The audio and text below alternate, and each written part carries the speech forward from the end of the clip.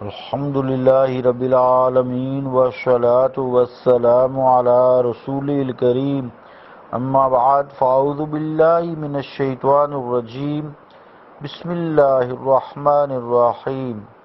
عزیزان گرامی قدر، السلام علیکم ورحمۃ اللہ وبرکاتہ۔ حضرت علی کرم اللہ وجہ کے دست سے قلعہ نعم فتح ہوا۔ اس فتح کے بعد مسلمانوں نے حصن الصعب کو اپنے محاصرہ میں لیا اور 3 دن تک یہ محاصرہ جاری رہا۔ یہ بڑا مضبوط قلعہ تھا۔ ایک یہودی کا ریوڑ چرنے کے لیے قلعہ سے باہر آیا تو رسول اللہ صلی اللہ علیہ وآلہ وسلم نے فرمایا کہ تم میں سے کون ہے جو اس ریوڑ سے چند بکریاں پکڑ کر لے آئے؟ حضرت قعب بن عمر کہتے ہیں کہ میں نے عرض کیا، یا رسول اللہ، یہ غلام حاضر ہے۔ چنانچہ میں اس ریوڑ کے پیچھے دوڑا اور اس ریوڑ سے 2 بکریاں پکڑ لیں اور باقی ریوڑ قلعہ میں داخل ہو گیا۔ وہ فرماتے ہیں کہ میں نے ان بکریوں کو اپنی بغل کے نیچے دبایا اور تیزی سے واپس دوڑا۔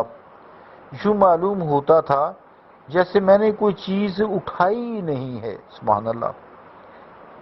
میں انہیں لے کر حضور کریم صلی اللہ تعالی علیہ وآلہ وسلم کی خدمت اقدس میں حاضر ہو گیا۔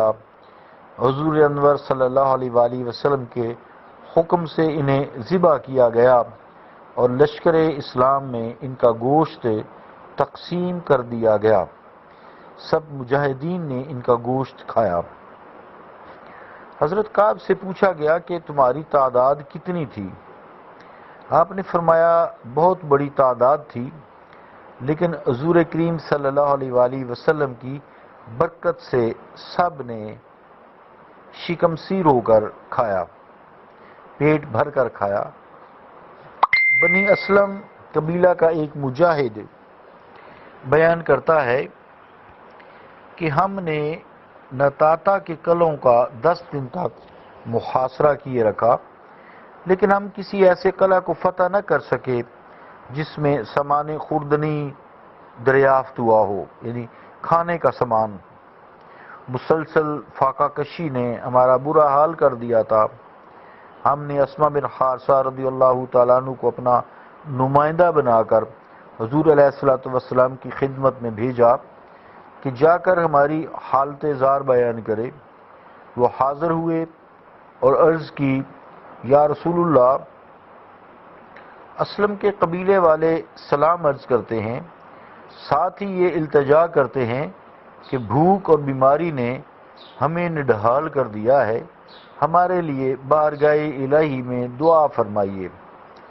جب اسما نے خدمت اقدس میں حاضر ہو کر بنی اسلم کا پیغام پہنچایا تو حضور کریم صلی اللہ تعالی علیہ وآلہ وسلم نے دعا کے لیے دست پاک بارگاہ الہی میں اٹھائے اور عرض کی، اللہم وافتح علیہم اعظم حصن فیہا اکثرہا طعاما و اکثرہا ودکا۔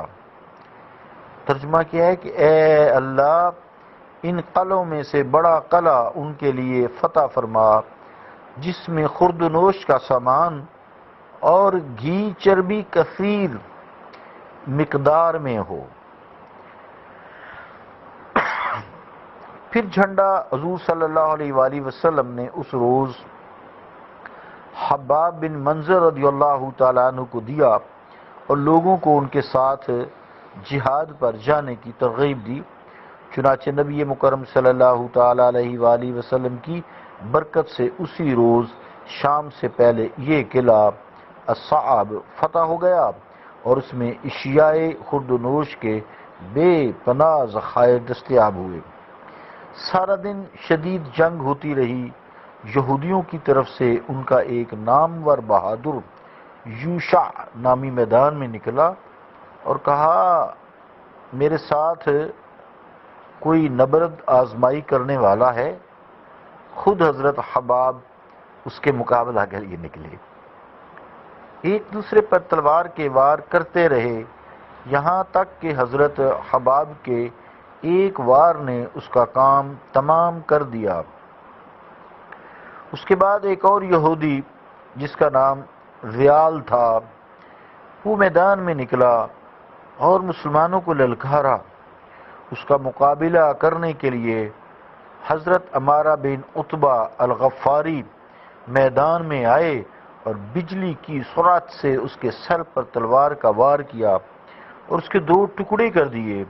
ساتھ ہی یہ نعرہ لگایا، خذھا وأنا الغلام الغفاری، خذھا وأنا الغلام الغفاری، یہ لو تلوار کا وار، میں ہوں غفاری نوجوان۔ ان کے سلام پر بعض لوگوں نے کہا کہ ان کا جہاد باطل ہو گیا کہ انہوں نے اپنا نعرہ لگایا۔ رسول کریم صلی اللہ تعالیٰ علیہ وآلہ وسلم نے یہ سنا تو فرمایا، بلا شبہ اس کو اجر دیا جائے گا اور اس کی ستائش کی جائے گی۔ عزیزان گرامی قدر، اس ارشاد نبویہ صلی اللہ علیہ وآلہ وسلم سے معلوم ہوا کہ دشمن کے مد مقابل اپنا نام لے کر للکارنا ممنوع نہیں، بلکہ وہ شخص اجر اور ثنا کا مستحق ہوتا ہے، تاکہ کفار پہ دہشت پھیلے اس شخص کی شخصیت کی۔ البتہ اس قلعہ کو فتح کرنے کے لیے جو جنگ ہوئی، وہ علامہ مقریزی رحمۃ اللہ علیہ اس کا خلاصہ یوں بیان کرتے ہیں کہ پہلے 2 روز مسلمان اس قلعہ پر حملہ آور ہوتے رہے لیکن کامیابی نہ ہوئی۔ تیسرے روز جب حباب بن منذر رضی اللہ تعالیٰ عنہ نے لشکر اسلام کے ساتھ اس قلعہ پر حملہ کیا، آپ کے ہاتھ نبی کریم صلی اللہ علیہ وسلم کا عطا کردہ پرچم تھا، فریقین میں گمسان کا رنگ پڑا، جنگ ہوئی۔ رسول کریم صلی اللہ علیہ وآلہ وسلم بھی اس حملہ میں بنفس نفیس شریک تھے۔ جب یہود نے سرور عالم صلی اللہ علیہ وآلہ وسلم کو دیکھا تو کم بختوں نے تیروں کی بوچھاڑ کر دی۔ مسلمان حضور علیہ السلام کے سامنے ڈھال بن کر کھڑے ہو گئے۔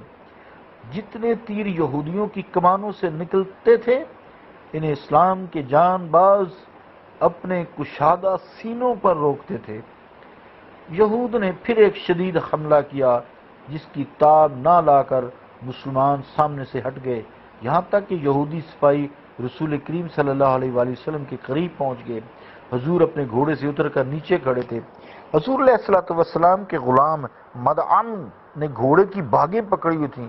اس نازک وقت میں بھی حضرت حباب اپنی جواں مردی کا مظاہرہ کرتے ہوئے ان کے سامنے ڈٹ گئے اور اسلام کے پرچم کو لہراتے رہے، یہودیوں پر تیر برساتے رہے۔ سرور عالم صلی اللہ علیہ وآلہ وسلم نے مسلمانوں کو جہاد کے لیے پکارا تو بکھرے ہوئے مسلمان پروانوں کی طرح ہجوم کر کے شمع نبوت پر قربان ہونے لگے۔ جنگ اپنے شباب پر تھی کہ یہودیوں کی صفوں میں شکست کے آثار نمایاں ہونے لگے۔ وہ دوڑ کر قلعہ کے اندر گھس گئے اور آہنی دروازے بند کر لیے۔ پھر قلعہ کی فصیل پر کھڑے ہو کر انہوں نے سنگ باری شروع کر دی۔ اس بے پناہ سنگ باری کے باعث مسلمانوں کو پیچھے ہٹنا پڑا، لیکن معان بعد جوش شہادت سے سرمست ہو کر مسلمانوں نے یہود پر حملہ کر دیا۔ یہودی قلعہ سے باہر آ گئے اور داد شجاعت دینے لگے۔ اس معرکہ میں 3 مسلمان شہید ہوئے، لیکن اللہ تعالیٰ نے یہودیوں کے دلوں میں مسلمانوں کا خوف و ہراس پیدا کر دیا۔ وہ شکست کھا کر واپس بھاگے۔ مسلمان بھی ان کے پیچھے قلعہ میں داخل ہو گئے اور یہودیوں کا بے دریغ قتل شروع کر دیا، اور جو زندہ بچے ان کو قیدی بنا لیا گیا۔ محمد بن مسلمہ فرماتے ہیں کہ میں نے دیکھا کہ نبی کریم صلی اللہ علیہ وآلہ وسلم نے اپنی کمان کے چلہ پر تیر رکھ کر ان کو ہدف بنایا تو اس ایک تیر سے سب نڈھال ہو کر پسپا ہو گئے اور مسلمان اس قلعہ میں داخل ہو گئے۔ وقت پورا ہوا، انشاءاللہ باقی اسی کو کل آگے جاری رکھیں گے۔ وما علینا الا البلاغ۔